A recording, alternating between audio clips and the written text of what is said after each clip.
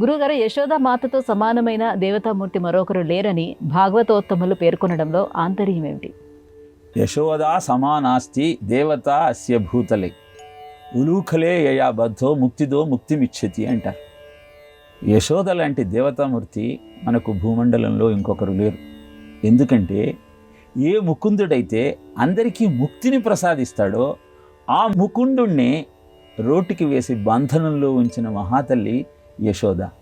అందుకే ముక్తినిచ్చేవాణ్ణే బంధనంలో ఉంచగలిగిన మాహత్యం కలిగినది కనుకనే యశోద లాంటి దేవతామూర్తి ఇంకొకరు లేరు అని యశోద యొక్క మాతృత్వాన్ని అద్భుతంగా అభివర్ణిస్తూ భాగవతోత్తములు యశోదను కీర్తిస్తారు. కానీ ఆ యశోదకు కూడా పరమాత్మ తన విశ్వరూపాన్ని చూపించిన మరుక్షణం ఆయన పరమాత్మ అన్న సత్యాన్ని గుర్తించింది. కానీ మరుక్షణం విష్ణుమాయ కమ్మి తన కుమారుడే అన్న భావనతో సంచరించింది. నిజానికి బాలకృష్ణుడు యశోదకు 2-3 సార్లు విశ్వరూపాన్ని చూపిస్తాడు. చూపించిన క్షణంలో అతను పరమాత్ముడన్న భావన కలిగింది. మరుక్షణం మాయకు గురి అయి నా కుమారుడే అన్న భావన కలిగింది. విశ్వరూపాన్ని దర్శించిన తరువాత ఆమెకు ఆయన ఉదరంలో ఉన్నటువంటి కొండలన్నీ ఎంత వెన్న తిన్నాడో అదంతా కొండలుగా పేరుకుపోయింది అనుకున్నది తప్పితే ఆయన పరమాత్మ కాబట్టి అద్భుతమైన ఈ దృశ్యం నాకు కనపడుతుందని ఆ తల్లి అనుకోలేదు. ప్రతి తల్లికి కుమారుడంటే ఉండే వాత్సల్యమే మాయలో పడేస్తుంది. అలా యశోద కృష్ణుణ్ణి రోటికైతే వేసి బంధించింది, కానీ ఆ కృష్ణుడే పరమాత్మ అన్న సత్యాన్ని పూర్తిగా తెలుసుకోలేకపోయింది. యశోద యొక్క మాతృత్వంలోని మాధుర్యాన్ని అద్భుతమైన ఈ శ్లోకం ద్వారా మనకు అందించారు భాగవతం. గురువుగారు, మరి బాలకృష్ణుడు పాలిమ్మని యశోదని అడిగితే ఎందుకు నిరాకరించింది?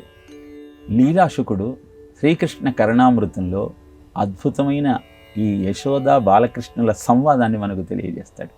ఒకరోజు కృష్ణుడు వచ్చి యశోదతో మాతా అమ్మా అని సంబోధించాడు. కిం యధునాథ, ఏంటయా యదునందన, ఏం కావాలి అని అడిగింది. దేహి చషకం, ఒక గ్లాసిమ్మ, ఒక పాత్రి. కిం తేనా, ఎందుకయ్యా నీకు? పాతుంపయ, పాలు తాగటానికి. తత్ అద్య నాస్తి, ఇప్పుడు పాలు లేవు. కదాస్తి, ఎప్పుడున్నాయి? నిషా, నిషి అంటే రాత్రికి. నిషికావా, రాత్రి అంటే ఏమిటి?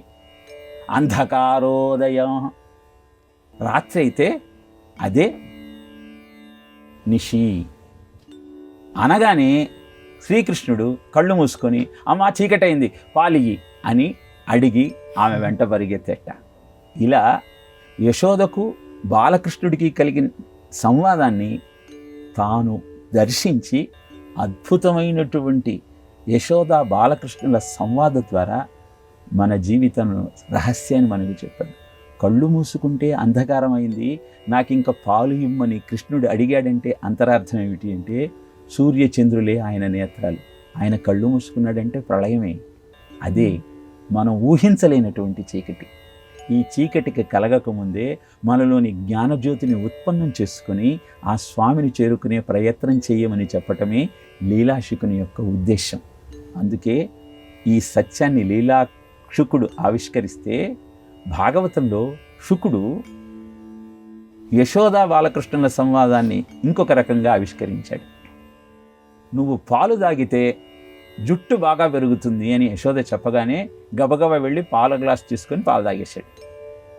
తాగి తల్లి దగ్గరికి వెళ్ళి జుట్టు పెరగలేదేమి, తాగా కదా అని ప్రశ్నించాట.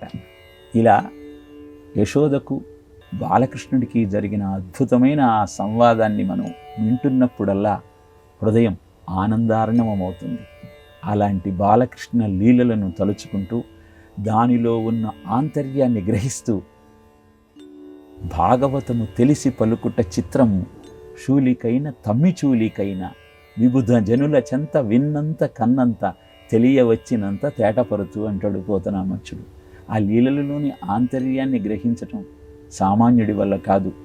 బ్రహ్మకు శివుడికే చేతకానటువంటి ఆ సామర్థ్యం మన వల్ల ఎలా అవుతుంది?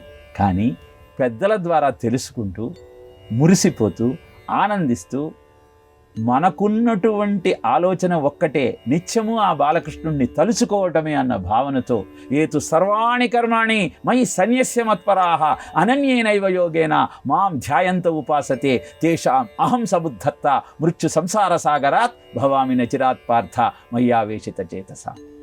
అన్ని కర్మలను ఆయన యందే సన్యసిస్తే ఆయనే నీలో వచ్చి కూర్చొని నిన్ను ముందుకు నడిపిస్తాడు. కనుక అద్భుతమైన ఆ భక్తి భావనను పెంచుకుంటూ మన జీవితాన్ని ధన్యం చేసుకునే ప్రయత్నం చేద్దాం.